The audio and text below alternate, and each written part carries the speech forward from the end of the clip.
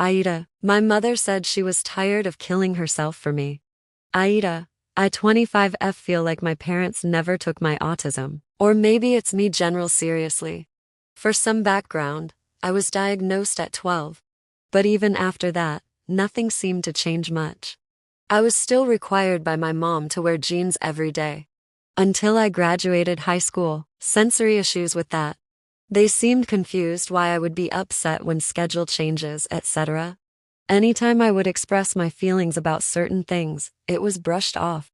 When I turned 18, they wanted me to do more chores than I already was, to be more grown up. I was fine with this.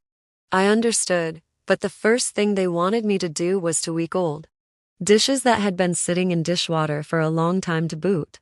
I asked if I could have some dish gloves, the kind that go up to your elbows, so I wouldn't have to deal with food chunks. We didn't own any at the time. They told me I was making excuses and to do them anyway. Issue with that is, every time I tried to, I dry heaved at the very feeling, uncontrollably. So I stood my ground and asked again, as calm as I could. This back and forth went on for a month straight, and every day I didn't do them, a privilege was taken away.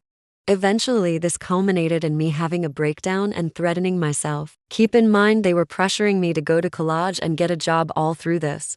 I ended up in the hospital on watch for a week. This was just one example. December of last year, I got my therapist to be a mediator between me and my mother when I brought this up. And my mom broke down when I brought out a list of everything she did wrong. They were bullet points to keep myself on track, and this was explained to her by both me and my therapist. She cried the whole time, and throughout every point I made, she refuted it with all the good she did and how she worked so hard to make sure I had a good life for every single time. I had another conversation tonight, this time with both my parents, which started with how I felt about being talked down and how I just want to spend time with them, but devolved into begging for them to look into things about autism so they know I'm not overreacting.